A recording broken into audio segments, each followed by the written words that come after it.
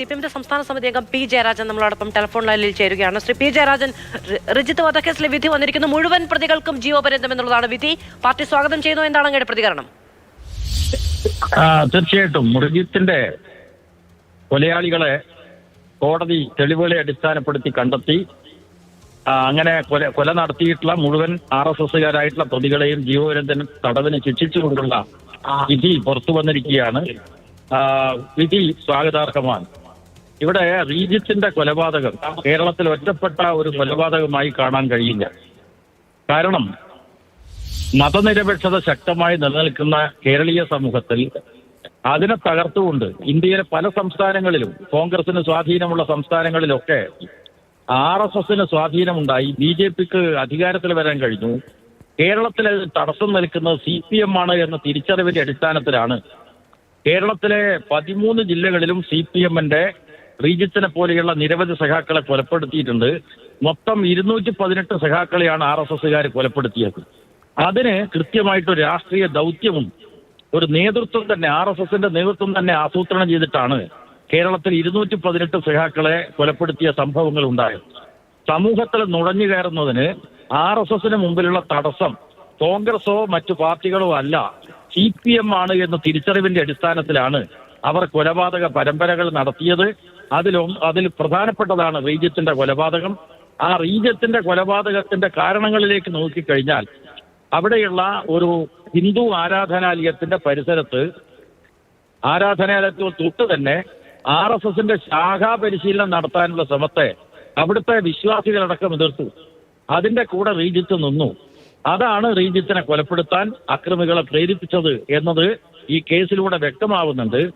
പക്ഷേ അത്തരം ഒരു കൃത്യം കണ്ണപുരത്ത് റീജിത്തിന് നേരെ മാത്രമല്ല കേരളത്തിൽ ഉടനീളം RSS നടത്തിയിട്ടുണ്ട്. അതാണ് പല മാധ്യമങ്ങളും മറച്ചുവെക്കുന്നത്. ഇവിടെ CPM ആണ് എല്ലാ അക്രമത്തിന്റെയും കൊലയുടെയും പ്രതിനിധികൾ എന്ന നിലയ്ക്ക് വ്യാഖ്യാനിക്കാൻ വലതുപക്ഷ മാധ്യമങ്ങൾ പരിശ്രമിക്കുന്നതിനിടയിലാണ് ഈ ശാഖ നടത്താൻ ക്ഷേത്ര പരിസരം ഉപയോഗിക്കാനുള്ള ശ്രമത്തെ വിശ്വാസികൾക്കൊപ്പം CPMന്റെ പ്രവർത്തകന്മാരും ചോദ്യം ചെയ്തു. അതിന്റെ അടിസ്ഥാനത്തിലാണ് റീജിത്തിനെ കൊലപ്പെടുത്തിയത്.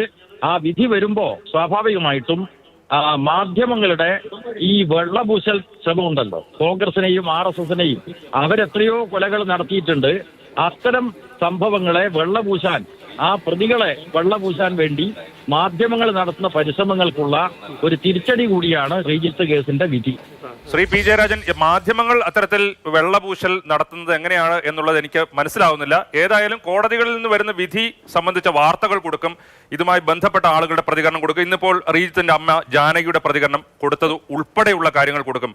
ഇന്ന് പക്ഷേ റീജിത്തിന്റെ അമ്മ പറഞ്ഞ ഒരു കാര്യമുണ്ട്, രാഷ്ട്രീയ പ്രവർത്തനം എന്ന് പറയുന്നത് അത് പ്രവർത്തിക്കാൻ വേണ്ടിയിട്ടുള്ളതാണ്, പരസ്പരം കൊല്ലാനുള്ളതല്ല എന്നുള്ളത്.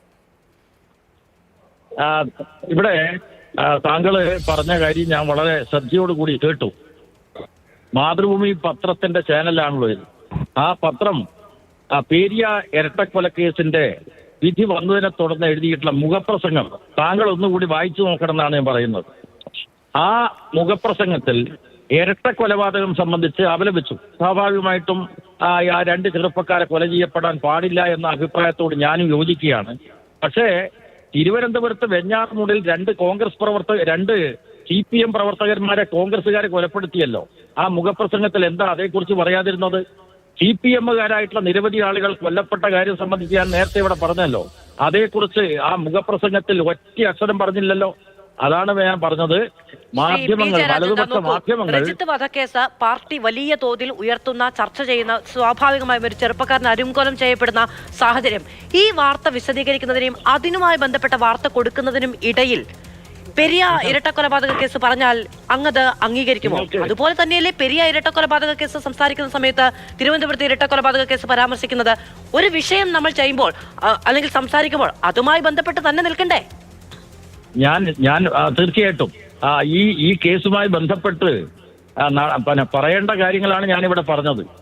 RSSകാർ കേരളത്തിൽ റീജിത്തിനെ മാത്രമല്ല കൊലപ്പെടുത്തിയത്, CPMന്റെ 218 പേരെ RSSകാർ കേരളത്തിൽ ഉടനീളം കൊലപ്പെടുത്തിയിട്ടുണ്ട്. അതിന്റെ കണക്കുകൾ വേണ്ടിക്കൽ തരാം. അതേ സംബന്ധിച്ച് മാതൃഭൂമിയുടെ മുഖപ്രസംഗത്തിൽ യാതൊന്നും പറഞ്ഞില്ല. അതാണ് മാധ്യമങ്ങളുടെ വലതുപക്ഷ പക്ഷപാതിത്വത്തിന്റെ ഏറ്റവും വലിയ തെളിവ്. കൊലയാളികളായിട്ടുള്ള കോൺഗ്രസുകാരെയും RSSകാരെയും വെള്ളപൂശാൻ വേണ്ടി വലതുപക്ഷ മാധ്യമങ്ങൾ നടത്തുന്ന ശ്രമത്തിന്റെ തെളിവായിട്ടാണ് ഞാൻ ഇവിടെ പറഞ്ഞത്. അല്ല, അത്തരം അതിനെ വിമർശനങ്ങൾ അങ്ങ് നിങ്ങൾ ഉന്നയിക്കാം. ആ വിമർശനങ്ങൾ ഞങ്ങൾ ബഹുമാനപൂർവ്വം സ്വാഗതം ചെയ്യുകയും ചെയ്യുന്നു. പക്ഷേ ഒരു തിരുവോണ ദിവസം എനിക്ക് വ്യക്തിപരമായി തന്നെ ഓർമ്മയുണ്ട്. അന്ന് വെഞ്ഞാറമൂട് ഇരട്ടക്കൊലപാതക കേസ് നമുക്ക് എല്ലാവർക്കും അറിയാവുന്നതാണ്. 2 ചെറുപ്പക്കാർ അരുംകൊല ചെയ്യപ്പെട്ട ദിവസമാണ്. ആ തിരുവോണ ദിവസം കേരളത്തിലെ മുഴുവൻ മാധ്യമങ്ങളും ഓണത്തിന്റെ ആഘോഷങ്ങളല്ല ചർച്ച ചെയ്തത്, ആ കൊലപാതകവും അതുമായി ബന്ധപ്പെട്ട വിഷയങ്ങളും തന്നെയാണ്.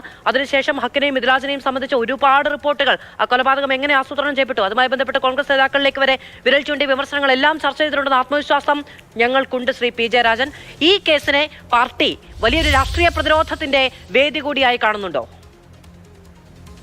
ഇവിടെ നിരവധി കൊലക്കേസുകൾ, രാഷ്ട്രീയവുമായി ബന്ധപ്പെട്ട കൊലക്കേസുകൾ കേരളത്തിലെ കോടതികൾ പരിഗണിക്കുന്നുണ്ട്. അതിൽ ഈ RSSകാർ കേരളത്തിൽ നടത്തിയിട്ടുള്ള നിഷ്ഠൂരമായിട്ടുള്ള നിരവധി കൊലപാതകങ്ങൾ ഉണ്ട് എന്ന കാര്യം ഓർമ്മിപ്പിക്കുകയാണ് ചെയ്തത്. അതേക്കുറിച്ച് കഴിഞ്ഞ ദിവസം മാതൃഭൂമി പത്രം എഴുതിയ മുഖപ്രസംഗത്തിൽ ഒരു കാര്യവും സ്പർശിച്ചിട്ടില്ല, ആ ഒരു കാര്യവും ചൂണ്ടിക്കാണിച്ചിട്ടില്ല എന്ന വിമർശനമാണ് ഞാൻ ചൂണ്ടിക്കാണിച്ചത്. ശ്രീ പി ജയരാജൻ അക്കാര്യം നേരത്തെ തന്നെ വ്യക്തമാക്കിയതാണ്. ഓരോ പ്രാവശ്യവും ഇത്തരത്തിൽ ചിലപ്പോൾ കോൺഗ്രസുകാർ പ്രതികളാവുന്നത്, ചിലപ്പോൾ RSSകാർ പ്രതികളാവുന്നത്, ചിലപ്പോൾ CPMകാർ പ്രതികളാവുന്നത്, അതുമായി ബന്ധപ്പെട്ട് അന്നത്തെ കാര്യങ്ങളെക്കുറിച്ച് അല്ലെങ്കിൽ ആ ഒരു പ്രശ്നത്തെക്കുറിച്ച് മാത്രം പറയുന്നതിനപ്പുറം അതിനു മുൻപ് നടന്ന ഓരോരുത്തരെയും കുറ്റപ്പെടുത്തുക എന്ന രീതിയിലേക്ക് പോകുന്നത് ശരിയാണോ എന്നുള്ളത് മാത്രമാണ് നേരത്തെ പറഞ്ഞത്.